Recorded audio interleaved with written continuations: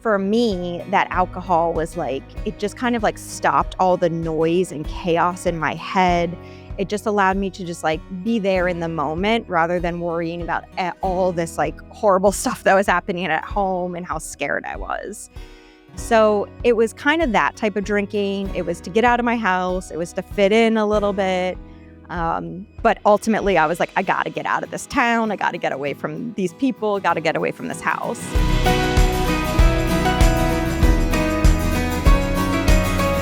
Welcome to the Sober Spill podcast. I'm your host, Isabel. On this podcast, we have real conversations with people in recovery, their families, and organizations that pertain to this field. Today, I'm here with the host of the clinical side of our podcast, Jana Wu. Thank you, Isabel. My guests will discuss best clinical practices, new emerging trends in substance use and mental health disorders, and how we can best take care of ourselves and our loved ones in recovery. See you every Thursday. And come spill with us soon.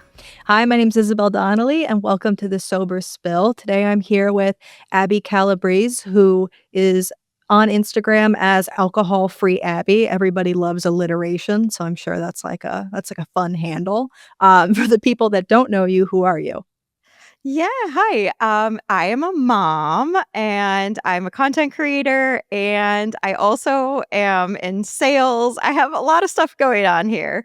But for today's purposes, I really am passionate about sharing the alcohol-free lifestyle, my journey, and just removing the stigma around this whole thing and opening up the discussion. Because I think as much as you can take something that you've kind of put in the dark and don't want to talk about into the light, that just kind of like is a game changer. And I like how you use it also in the terms of like an alcohol-free rebellion, because it can feel rebellious to like put down this social lubricant, like everybody's using it. It feels like you're doing something radically different, even though right now it's almost more trendy than ever to be doing something like that. I know, which is absolutely insane and not what I was anticipating when I kind of embarked on this in 2023. So it felt like a rebellion. And I love that title because I noticed in this whole experience and in this sobriety journey, how everything is all about mindset and your perspective on it. And so you can look at this as like, I'm not allowed to drink anymore, or I'm being deprived of this, or you can really take ownership over this after you heal and get to a place of that and be like, no, I'm not going to be doing this anymore. I'm rebelling against what society kind of deems as cool or acceptable or what's expected. But like you said, it's changing so much already, which is amazing. And I just hope it stays on that path because it makes it a lot easier for people like myself who really don't want alcohol in their life anymore. Oh, totally. Like when I first got sober, I was almost treated in some circles like a leper when I was like, I don't drink, especially because I was 19. So everybody was like drinking a lot. But now it's like for health reasons, like we're living in a society that is a lot more health conscious, almost to a fault in some instances, for sure, where it can be very rigid. But now it's people are quitting alcohol just because they're like, oh, I want to get better sleep, which can you imagine being able to quit alcohol just for like sleep benefits? No. I mean, Yeah. I have so many questions about Gen Z. Let me just say this, but like Okay. skincare routines and all this. I don't even think I used moisturizer until I was like in my like late 20s. This is just all very new to me and I love it. But yeah, it's so health focused, which I think has led to this like, I'm not going to put this in my body. And I think also probably they saw our generation. I'm like an older millennial. And I think like just being total maniacs. And that probably doesn't look as good from the outside as we thought it did from the inside. Total. And then there's also like the dichotomy where it's everyone's like, well, I'm going to wear sunscreen outside all the time. I'm always going to moisturize. I'm also going to vape like a chimney. And so Oh. it's like, what's the difference? I was totally in the dark on this vape thing. So I was never a smoker. But then I was like, "Oh, everybody stopped smoking. That's amazing." And then all of a Yeah. sudden, everybody's sucking on these vapes. I was just in Peru with, like, a whole group. We hiked to Machu Picchu, and the group I was the oldest one, and everybody's on these vapes, and I'm like, "What is going on?" I'm just like I was so out of the loop on that. So, yeah, that's a new one. And that's good 'cause it's literally just an adult binky. It's like a little sweet treat. It's I feel uncomfortable, so I'm gonna suck on this thing. Like, it's literally just the oral fixation, so I know, as they're hiking, like, this was, like, a strenuous hike, and they're, like, vaping and vaping every time we stopped, and I was like, "Well, this is interesting." yeah, I'm like, "Oh, your cardiovascular health." It's like you're doing something healthy, but you're also suffocating yourself and, like, poisoning your air supply. Like, pick one, girl. Pick a lane. Which, again, I am so familiar with because Yeah. I would, like, pay to be working with a personal trainer and then be drinking my face off and then, Mm. like, repeat, and I'm like, "Why aren't I seeing results?" Yeah. Totally. And so you've been sober for 2 years now. I wanna take it back to the beginning in the sense that a lot of times for alcoholics, like, there's so common if you look far enough back, there's, like, some thread of alcoholism or substance abuse or mental illness in the family line that has kind of brought us to where we are today. Was there any of that foreshadowing for you in your life? Yeah, it was, like, the main thing in my life, Mm. and I would say it's been, like, the biggest pain in my life too and wound that I've really been healing, especially finally now in sobriety. I mean, I was in talk therapy for years over this, but there was something with the drinking that kind of, like, feel like was this barrier, and so even all this work I was doing, whether it was the personal training or the therapy, it could only get so far. And I feel like once I finally got rid of the alcohol, I've really been able to heal these deep wounds from childhood. And it's all around alcohol and drinking. And so my mom was kind of like just this amazing mom for my early childhood, which I think almost makes it harder Yeah. because then I like knew this version of her that was amazing. I was in dance and all of these different things, and so I have these wonderful memories of her just being, like, so proud of me and getting me ready and doing my hair and makeup and all this stuff, and we were just, like, tied to the hip. And then I think things within my parents' marriage really it was really, really rough on her, and I can have some compassion for that now as an adult, but it wasn't making any sense to me as a kid, and her drinking really ramped up. She was always, like, a pretty heavy drinker, but it just went, like, off the charts once their marriage was kinda crumbling. Ultimately, they ended up getting a divorce when I was in 6th grade, and the drinking was just it's just crazy. I mean, it was, like, every night, and it was boxed wine. I'll never Mm. forget Franzia in the fridge, and I just hated it. I hated the smell of it. I knew exactly, like, what her eyes would look like. It's just, like, a core memory. I can, like, feel it in my body still. Mm. And so it was just always missing her, you know? It was like, "There she goes," and I would try to talk her out of drinking. I really didn't want her to, and there was just no talking about it. It was like the feeling of screaming and no one's listening to you. And so that was pretty young, you know, I'm like 6th, 7th grade, and she was out a lot. She would go out multiple nights a week. She started dating. So I was left to myself. And so my early memories of those like formative development years, I was just alone a lot, really sad, not understanding how to process all of these confusing emotions of feeling like, wait, I had this family and this beautiful house and everything felt good. And then it just all seemed to just like crumble and explode. And I like lost everything, including my mom, who I was so close to. Mm. And so the last thing I thought I would do is drink because it's like, this is what took my mom away. This, like, I hated it, you know? But as I got older and kind of into that like 10th, 11th grade years, that was also something really terrible that happened was she got a DUI. And I found out because someone called the house early in the morning one day and we both picked up. This is like back in the day. Oh, So it's wow. calling the house phone, Yeah. and I had a landline up in my room, and she had one downstairs, and we both picked up at the same time, so she didn't know I was on the line. And so pick up, and I go to say hello, but I stop because I can hear she's on the phone, and she's talking about how she was arrested the night before. And I just heard her say, "Did you get handcuffed?" "Yeah, I got handcuffed." "Your mom." My Yeah. mom, like, it was just this, like, turning point in my life, and I just felt like everything was falling apart. And so I was really depressed. I didn't know who I could talk to. I was scared. I was confused. And I just kinda, like, turned inward on myself. And it's interesting. I think back, I'm not friends with a lot of people from my high school or my hometown. I just really wanted to get out of there as soon as possible, but I always wonder if they saw that change kinda happening within me because I was always, like, this super bubbly, happy person, and it just kind of, like, crashed down. Um I was still able to, like, do really well in school. I looked at that as, like, my ticket out, but that's when I really started being like, "I need to get out of this house," and so I started, like, sneaking out or, hanging out with people where I just felt like people weren't gonna ask me a lot of questions and they just kind of accepted me, and that's where drinking came in.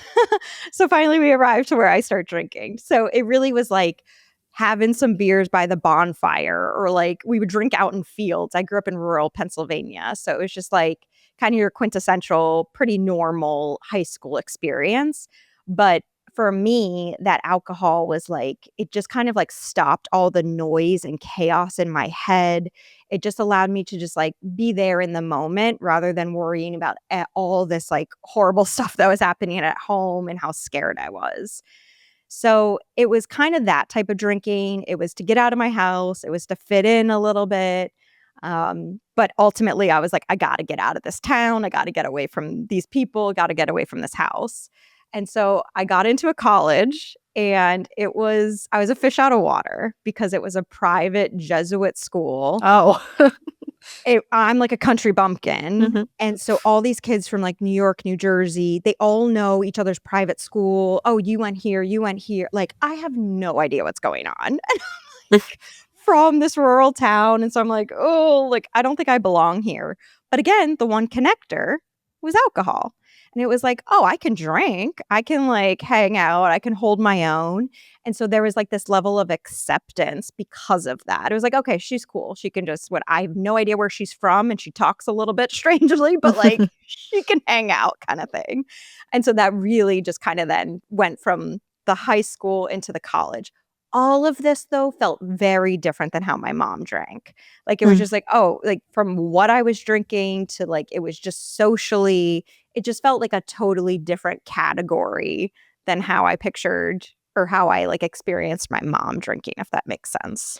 Total, because 'cause you're a teenager, you're a college student, you're not like an adult with responsibilities, and that's I mean, any, like, the mother wound, oh my god, like, that I felt that in my chest when you were talking about that, that's so heavy because it's the grief of obviously experiencing her as a parent before the drinking, and also, as a child, you're always gonna look at that parent and expect them to be like, there for you, expect them to care for you, continue to go back to that well despite it being dry and just get hurt over and over again. Um, and I think that it can almost be a barrier in getting sober. Like, I'm wondering if when you got sober or when you were drinking, if you had that shame of being like, "I saw this happen and now I'm doing this too." Oh, like, I can't even begin to tell you the shame. And it wasn't really in college just because, again, it felt so different. I still felt very much a kid, and I was just like, "I'm just enjoying my life," right? Like, I'm just, like, doing what everybody else is doing. Like, you're so young, like, the hangovers weren't even that bad. I was still and again, I was very, like, into my academics. Like, that was just, like, a non-start. Like, I was like, "This is I have to do this." Like, I didn't have a dollar given to me for, like, a book or anything, so, like, everything was on student loans. I'm like, I was a math major, econ major, I'm Oh. like yeah. I was like, "I have to get out of here and make money and pay off these loans and, like, take care of myself for the rest of my life." I had no safety net. So, again, I'm around these, like, very affluent kids that are like, "Whatever," you know what I mean? Like, and I'm like, "No, there's no whatever." Like, my feet were to the fire. Like, I will party my face off, but I'm at that 8 a.m. class. Like, I took it very seriously. Um, and so then after college, I moved to New York City. And so then it was like another big party. And again, I took my work very seriously. I was with the same company for like almost 10 years.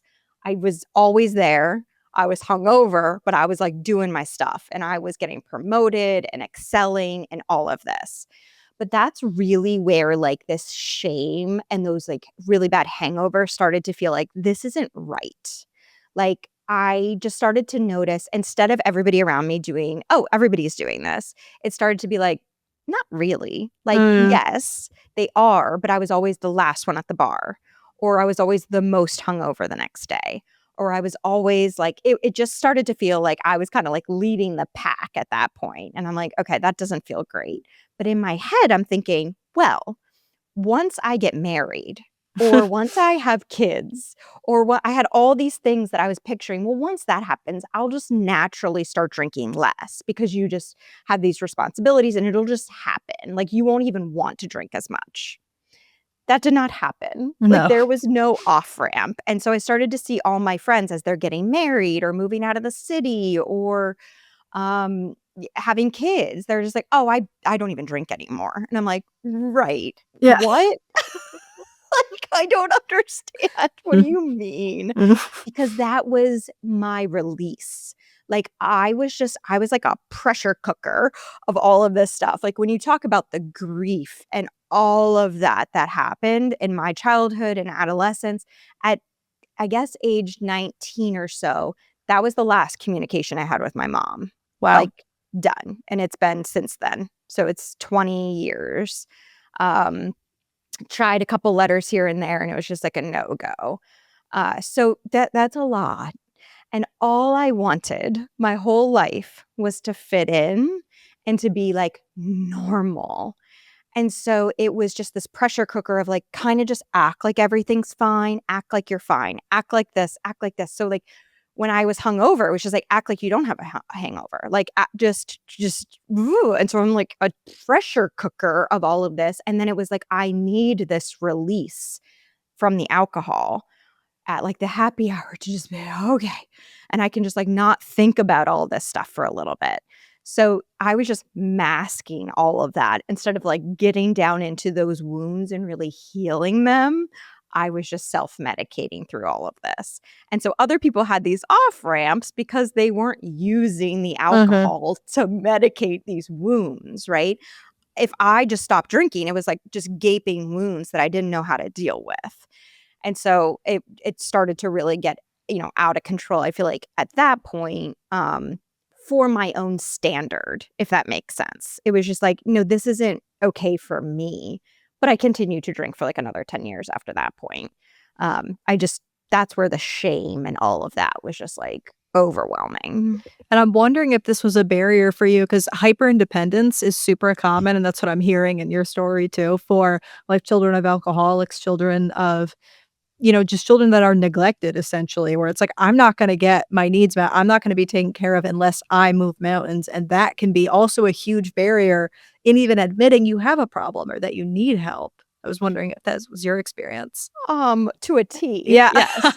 So it's like hyper independence, hyper vigilance, like Yes. hyper everything was like, this is all on my shoulders, everything. And so just that pressure that I put on myself, it was like, the alcohol was the only time where I felt like I could like enjoy my life, to be honest. It was like every other time just felt like I was just holding onto the steering wheel Mm. so tight because it was like, if I let go, it's all crashing down. And again, there's no safety net. There's no one that's going to be there to save me. So like I have to do all of this. But then I found this little like loophole where when I drink, I'm able to just turn it all off and let it go. Mhm. And so I couldn't imagine someone taking that away from me because then it would just be like all the misery without any Yeah. sort of like release. Yeah. And so I was like, no one can know about this kind of thing because if I'm found out or if I mess up to the point where this is taken away from me, it's all over. Like there's no happiness, there's no joy, there's no anything because that was all reserved for that time when I was drinking. Yeah, it's your life raft. It's like, how Totally. am I gonna and that's they talk about that. I'm sober through AA, and they talk about that and where it's like drinking is saving your life to a certain extent until it's not. Like, I know if I hadn't found drugs and alcohol, I would have killed myself. I don't know what I would have done with all of those feelings. Like, I needed it, it worked, and then it didn't work anymore, and I had to stop. Um, Bingo. That's Yeah. my story. That's how I tell the story too. Like, and that's why it's like, how can you have like, I don't have any judgment Uh-huh. for anybody because I'm like, can't even explain to you how much I understand what you're doing because I did it for decades. Like, there's no judgment whatsoever. I just like to share my experience because that's how I eventually was able to get out of that.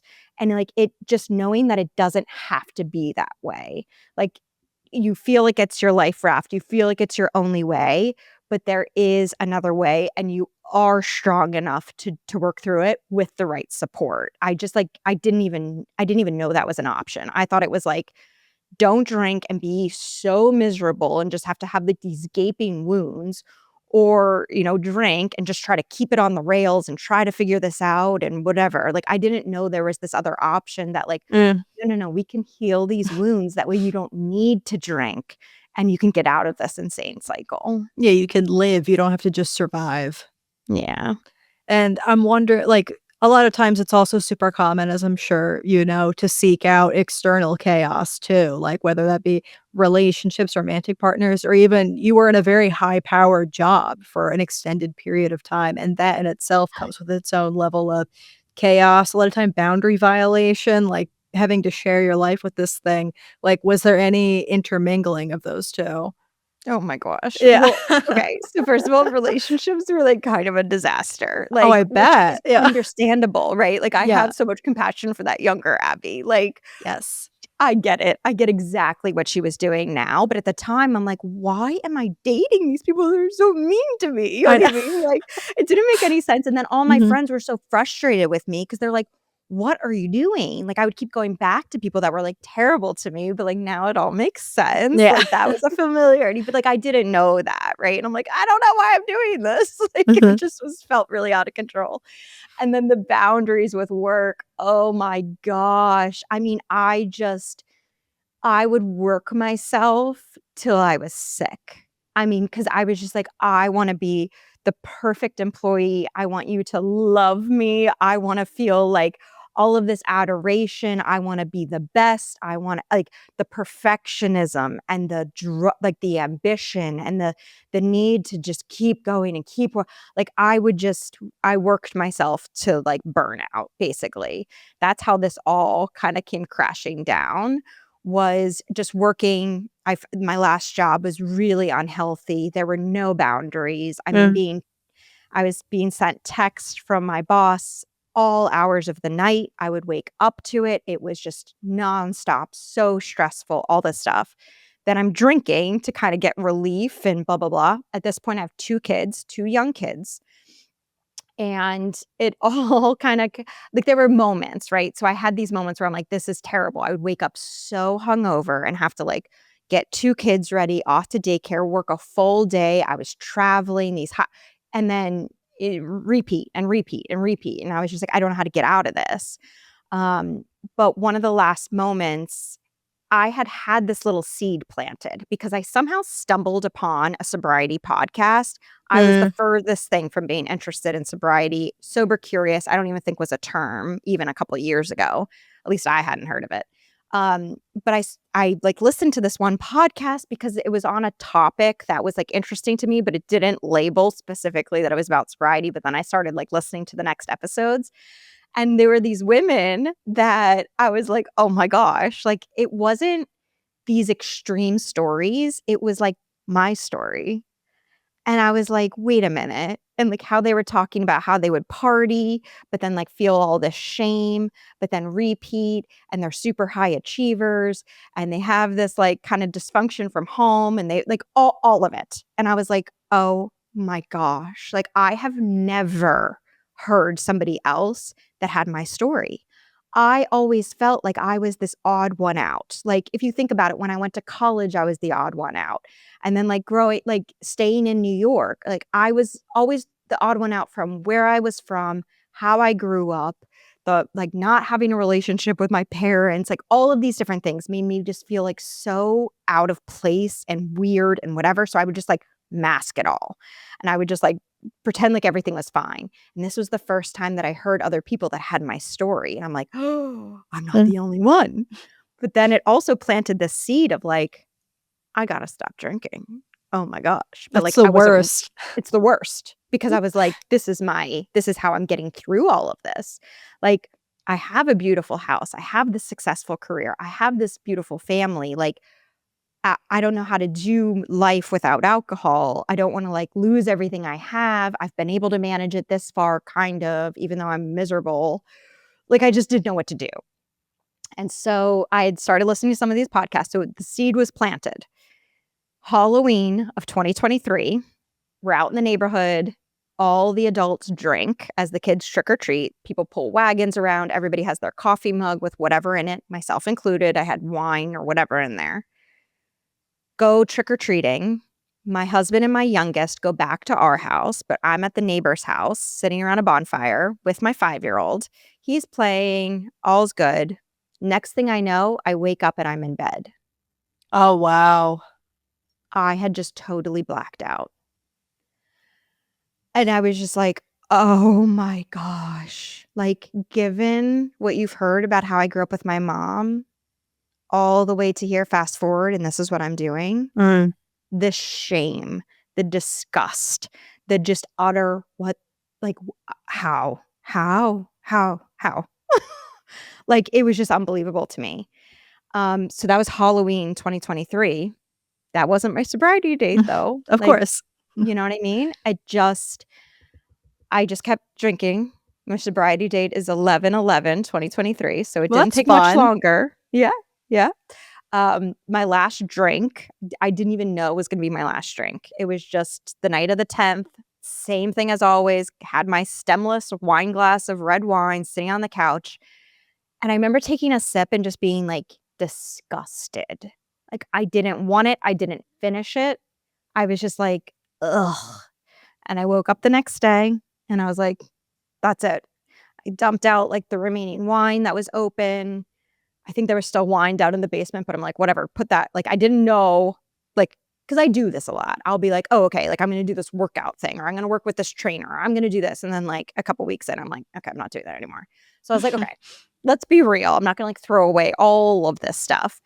But I've had enough. And on those podcasts, I heard people saying, start with a challenge. Start with like a 90-day, 100-day challenge because that is like a understandable amount of time. I have run a marathon before and I kind of thought about it like a training program or like something that you just need to kind of like get through, like white knuckle willpower yourself through this to prove that I don't have a problem. And this was almost the most important thing to me, I cared so much what other people think. I'm, like, healing a lot from this, but, like, I can't even explain to you how much what other people think meant to me. I didn't even have an opinion of myself, really. It was all in how I could see other people viewing me. I was just constantly trying to look at their do they like me? And then that's how I'd feel about myself. So to be like, "Oh, I'm not drinking," I had to have something, like, really substantial that I could be like, "This is why." I couldn't be like, "I'm just not liking my relationship with alcohol." Like, I could not do that. But if by saying, "Oh, I'm doing a 100-day challenge," and it's true, everybody was just like, "Oh, cool. Awesome." So, like, once that done, awesome, sounds great. Yeah. Yeah, it's kinda cheering me on. It was very normal, and no one kinda, like, pressed me on it, at least for those first 100 days, which was, like, key. Because I think if somebody really pressed me on it early on, I would have folded. And so that was, like, kind of like this, like, barrier safeguard that I was able to put around me to kick this all off. And, so before you gave it up, had there been anyone in your life that was like, "Hey, Abby, maybe we should cool it on drinking." Anybody? No, and isn't That that makes it insane? harder. Yeah. Isn't that insane? And, Mhm. like, my husband is amazing. Like, I dated these, like, what no offense to them, because I was also, like, not in a Takes good 2 to place. toxic. Totally. Oh my gosh, that's gonna be a chapter in my memoir. Mhm. But basically, he's awesome, and he's, like, a normal drinker, which has always just, like, boggled my mind. Like, he's the type that would just, like, drink a little bit of the beer and be like, "I don't really want that." I'm like, "What?" Like, you know what I mean? Like, we're just so different with that. Um, but I had him on my podcast to describe from his point of view what this whole thing has been like, because I think it's fascinating. And he was like, "I think I always tried to be within 3 clicks of where you were. And so he's like, "When I met you, you're a level 10 drinker." He's like, "So I had to, like, click up to meet Oh, you wow. and kinda be at your level and stuff, because like, if not, you were like, 'This is what I'm doing,' kinda thing." So he clicked up and met me there, and that was a lot.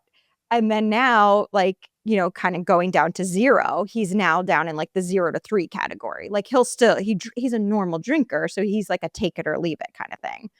But when I was drinking, there were nights, there were times where it was like, "Oh, that got a little bit out of control." He's like, "Yeah, just, like, take it easy today," or something. But there Mm, was never a time where it was like, "This is a problem."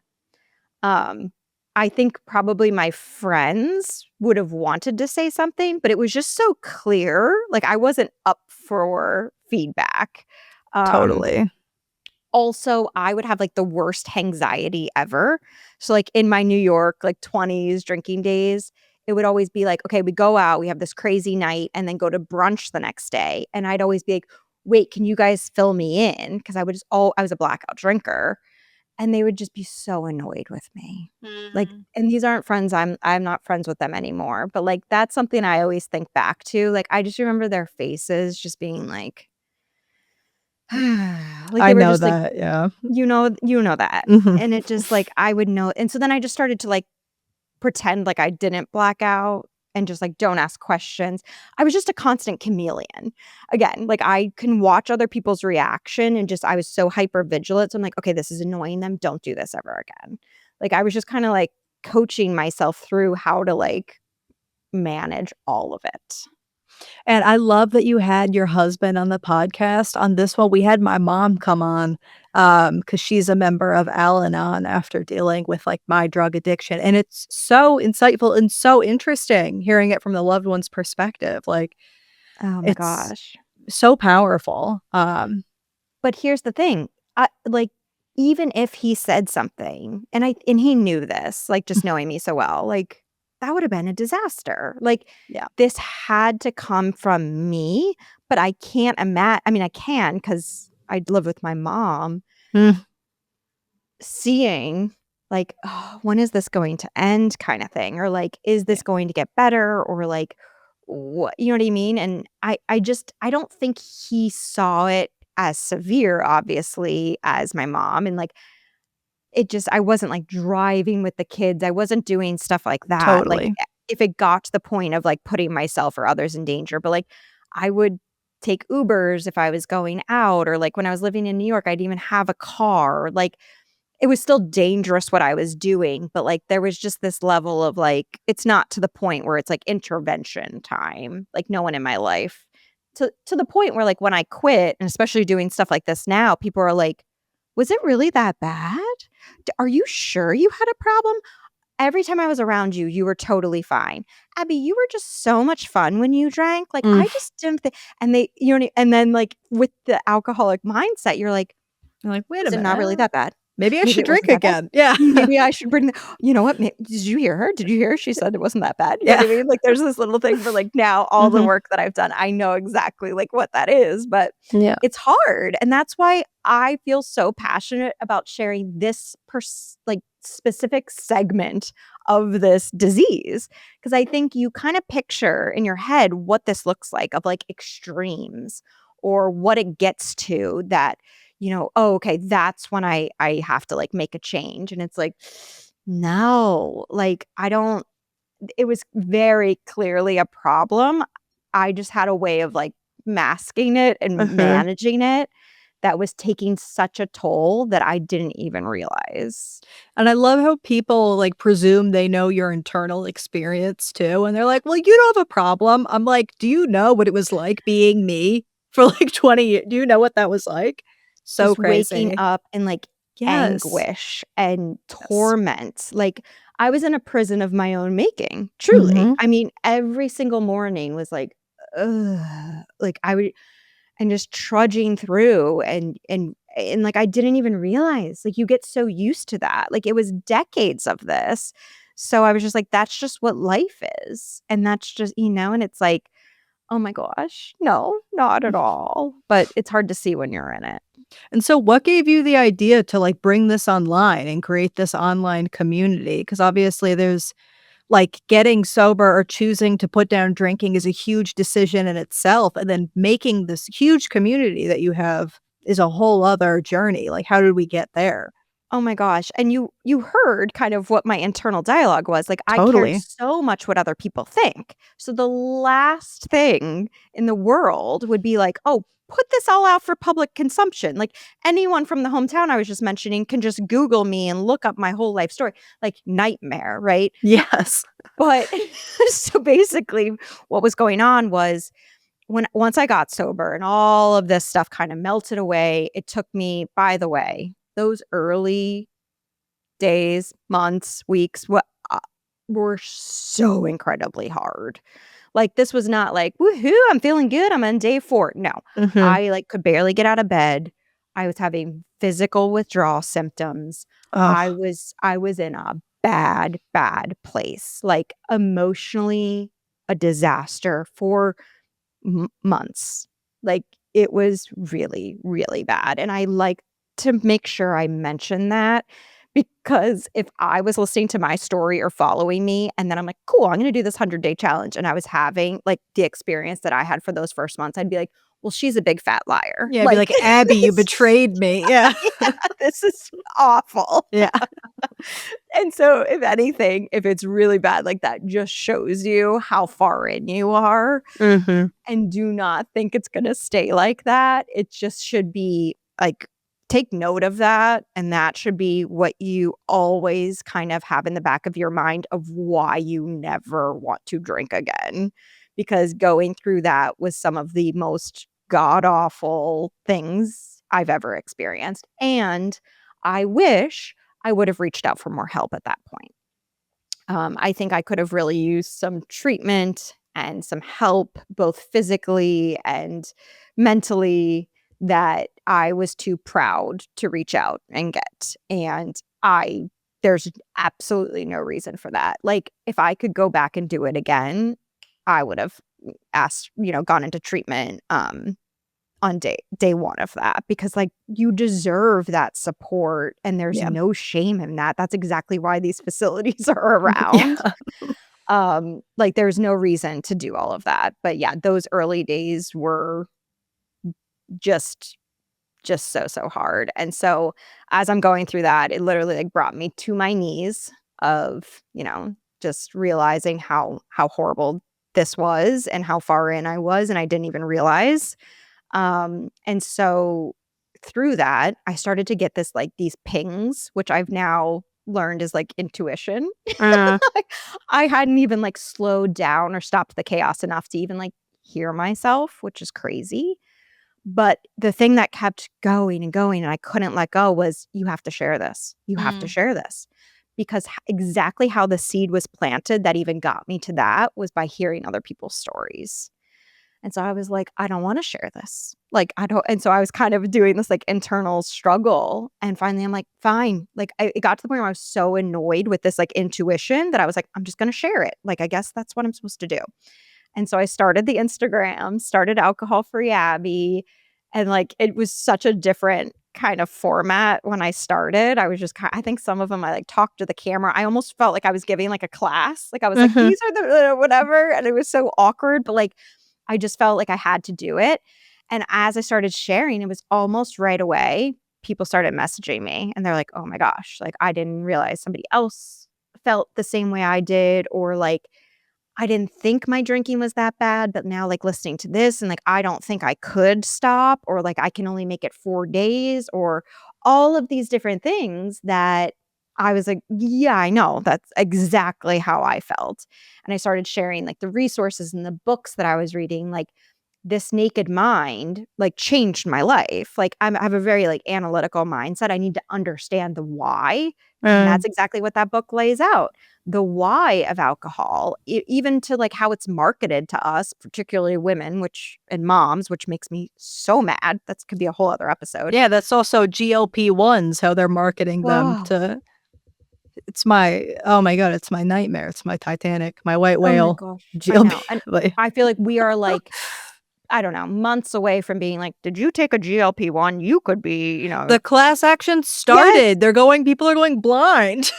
Are you serious? Yeah, See, that's like spontaneous blindness or something. it makes me so mad. Again, Yeah, that could be, like, a whole other thing, but I'm yeah. like, once I, like, learned that, it was like pulling back the veil. Like, Mhm. I was full on the one that, like, glamorized and romanticized, and I'm like, yeah, I don't have a drinking problem. This martini is like $27." Like, I just thought it was, like, the highest class, what like, Mm. just nonsense. Uh-huh. So, it really, like, pulled back the veil for me, and I was like, "Oh my gosh," and just seeing it for what it is, all of these things started to change my brain, which I didn't know was a thing either, that you can really change your brain and these connectors and the neurotransmitters of like, I had alcohol directly tied to fun. I had alcohol directly tied to relief. I had it like all these different things were so connected and it took time, but you can reconnect those things.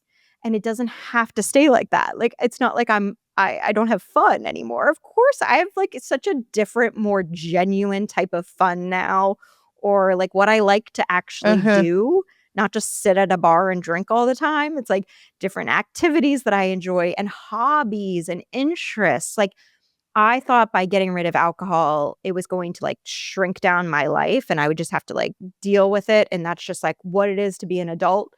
And instead, it's like expanded it in a way that I didn't even know I had been missing that whole time.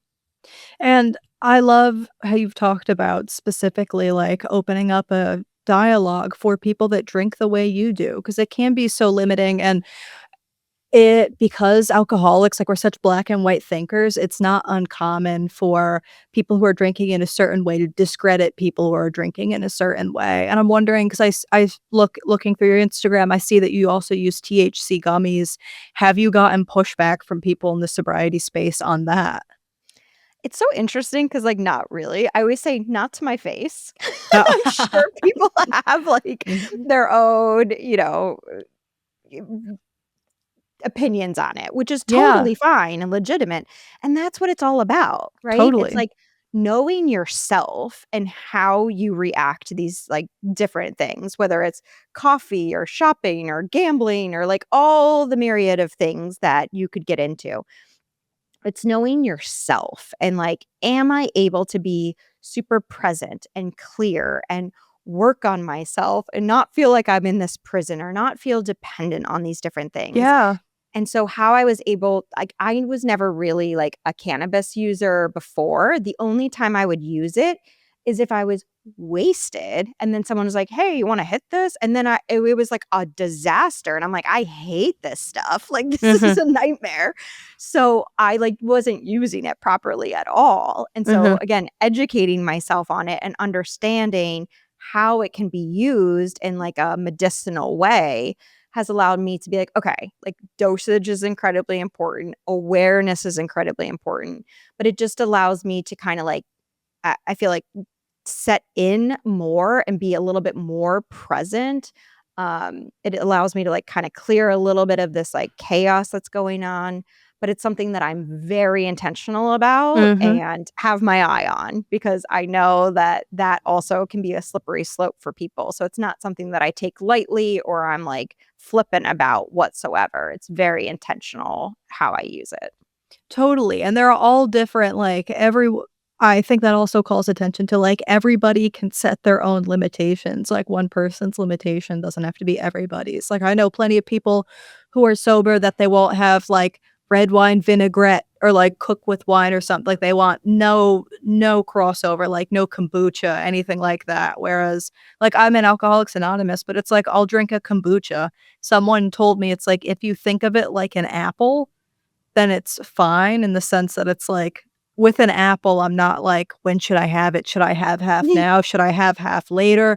Am I gonna have to eat it when I'm alone, or can I do it in front of people?" Oh, Like, it's just yeah. eating an apple. Um, Totally, and that's exactly it. It's like mhm, knowing your how your relationship with it is going, and it's wild that this can be a lot of different things, like, mhm, before sobriety, I just, like, didn't understand how different everybody's perception and relationships, like, Mhm. I was just so in my own world, and I feel like now it's opened up, so, like, I don't have judgment for people that drink or anything like that. Um, Everybody's relationship with it is so different, and I also thought most people drank like me, and now not drinking, I'll go and just, like, watch people and just be like, they can just, like, drive home. They You're like, had, like, "Oh."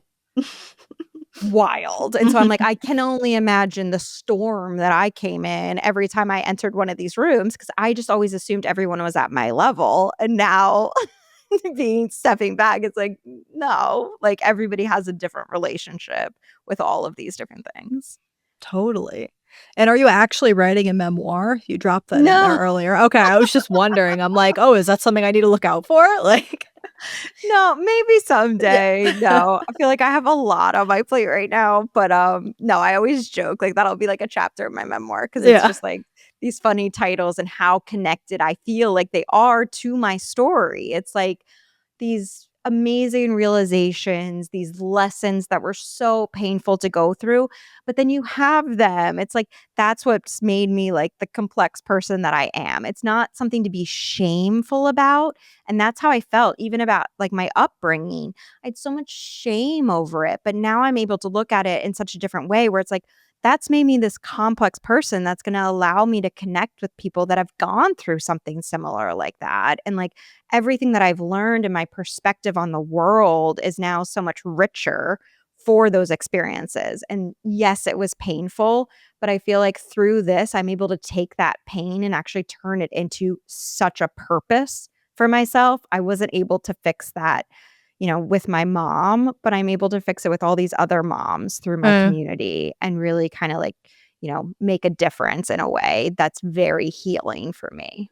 And do you have anything specific that you're working on, like, emotionally right now? Because I year 2 commonly is a hard year. Because the first year, it's like, "Yes, I'm getting a year," and then you get to year 2 and you're like, "Oh god, what's next?" It's a lot of the emotional work, I feel like. Well, that's what it was. So I just Yeah. closed out year 2. Okay. So 11/11/2025 was the Yeah. cap of year 2, and that was just like a doozy. And I had to step away from work for a little bit. I mean, one, it was helping to build this platform. I was a workaholic, right? And so Mhm.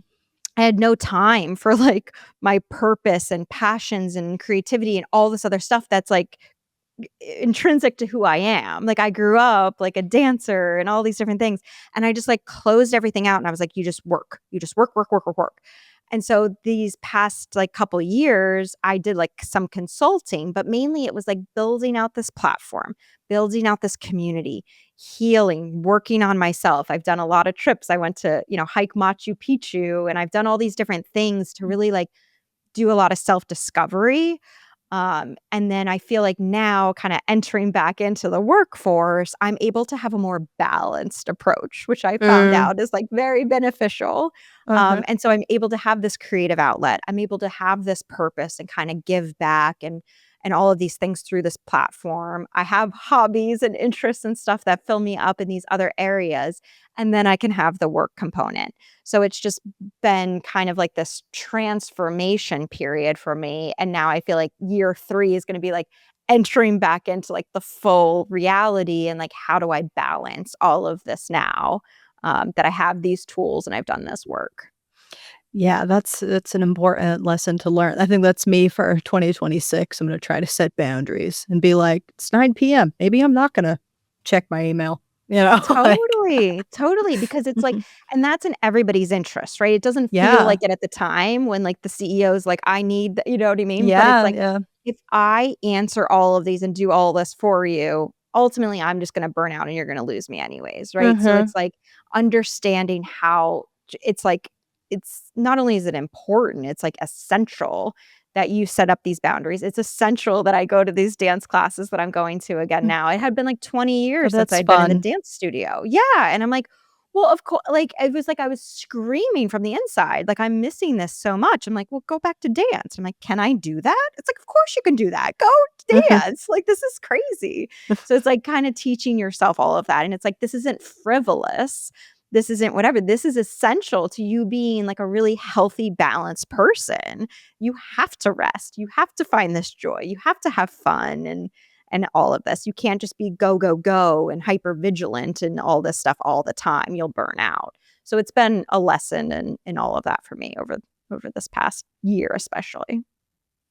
All right. Well, this has been a joy. I never know when I see people online, you never know what they're going to be like in person, but you are like a ray of sunshine. This has Oh been my lovely. gosh. Oh, I agree. It's been an awesome conversation, and I'm so happy we were able to do this. And for all the people that want to find Abby, where can they find you?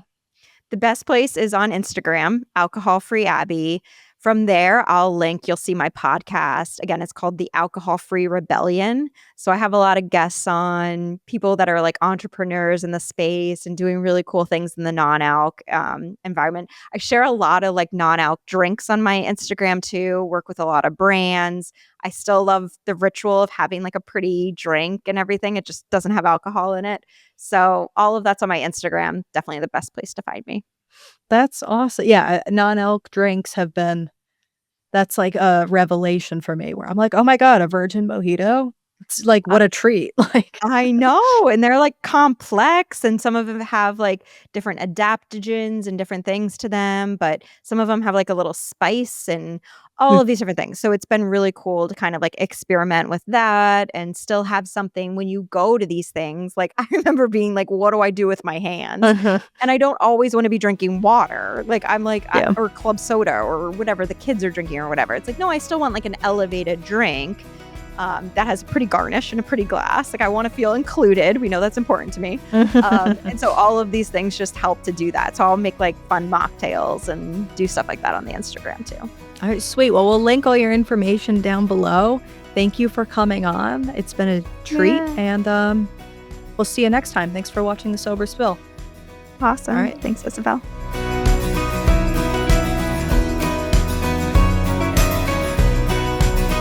If you or a loved one is struggling with addiction, Mountainside can help.